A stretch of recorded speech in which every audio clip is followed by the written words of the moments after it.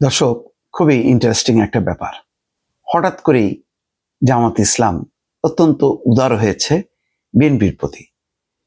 কিন্তু খেয়াল করেন তো, সম্প্রতি বা কিছুকাল আগে গত 1 বছর ধরে ক্রমাগতভাবে বিএনপিকে ভিলেন বানানোর চেষ্টা হয়েছে প্রধানত জামাত ইসলামের পক্ষ থেকে।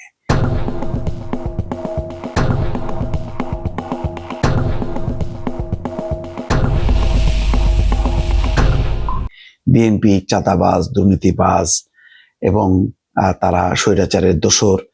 তারা আসলে ভারতের বদলেহন করবে এবং দেশের স্বার্থে শেখ হাসিনা যা যা করেছে তাইতেই করবে, তেমনটা।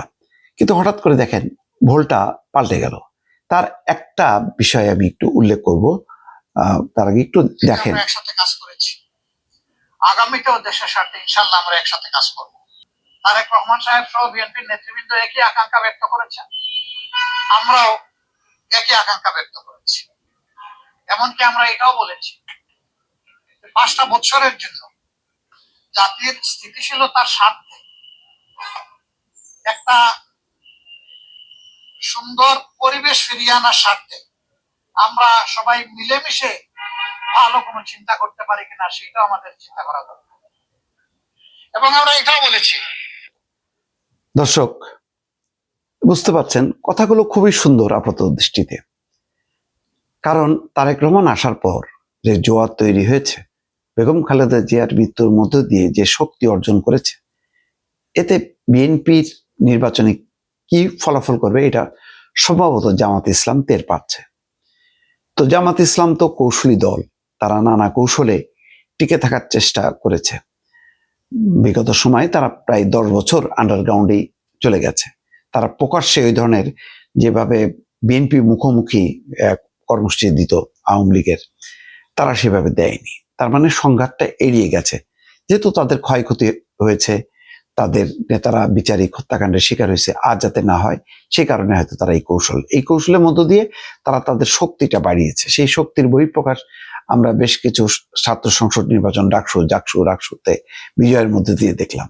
তাতে জামাত মনে করছে তারা হয়তো ক্ষমতায় যেতে পারবে, কিন্তু হঠাৎ করে পরিস্থিতি বদলে গেছে। বদলে যাওয়াতে জামাত হয়তো এখন ভাবছে যে ওই যে জাতীয় সরকারের একটা তারা ধোঁয়া তুলেছে, যে জাতীয় সরকার গঠন করবে, সেই সরকারে কারা থাকবে কি থাকবে এটা বিস্তারিত বলেনি।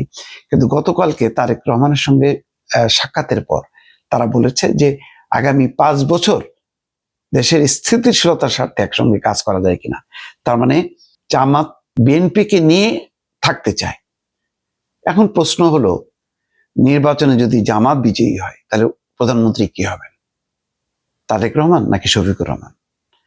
বিএনপি জানে যে তারা যদি জয়ী হয় তাদের নেতা হবেন তারেক রহমান।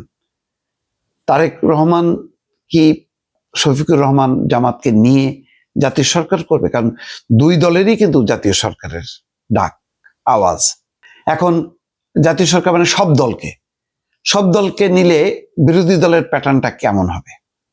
থাকতে পারে সরকারেও বিরোধী মতের লোক থাকতে পারে, সেটার একটা ভারসাম্য থাকতে পারে। এখন জাতীয় পার্টি তো সেইটা দেখাতে পারেনি যে সরকারের থেকেও বিরোধিতা করা যায়, পার্লামেন্টের থেকেও বিরোধিতা করা যায়। এখন কি আমরা সেরকম দিকে যাব কিনা, বা মানে বিএনপি তাতে রাজি হবে কিনা? বিএনপি কিন্তু এখন মুখ খোলেনি। জামাত যেভাবে কালকে আওয়াজ দিয়েছে যে তারা আগামী 5 বছর জাতীয় সরকার অর্থাৎ বিএনপিকে নিয়েই তারা চলতে চায়, বিএনপি কিন্তু কোনো অফিসিয়াল রিয়াকশন দেয়নি। খেয়াল করেন, মানে যেভাবে শফিকুর রহমান বলছেন ঠিক তার তো পাল্টা একটা ব্যাখ্যা দরকার ছিল বিএনপির পক্ষ থেকে। কিন্তু কালকে পর্যন্ত বিএনপি কিন্তু কোনো কথা বলেনি। তারা যে জাতীয় সরকারের কথা বলে বিএনপি, তার ফরম্যাটটা কি? কিন্তু জামাত একটা ফরম্যাট মানে মোটামুটি দাঁড় করালো যে বিএনপিকে নিয়েই তারা আগামী 5 বছর চলতে চায়। এখন দেখার পালা যে বিএনপি আসলে এই জামাতের এই জাতীয় সরকারের যে ফরম্যাট যা বলছে তাতে তারা তাদের অবস্থানটা কি, রাজনৈতিক অবস্থানটা কি, এটা খুবই গুরুত্বপূর্ণ। দর্শক, ভালো থাকবেন। আল্লাহ হাফেজ।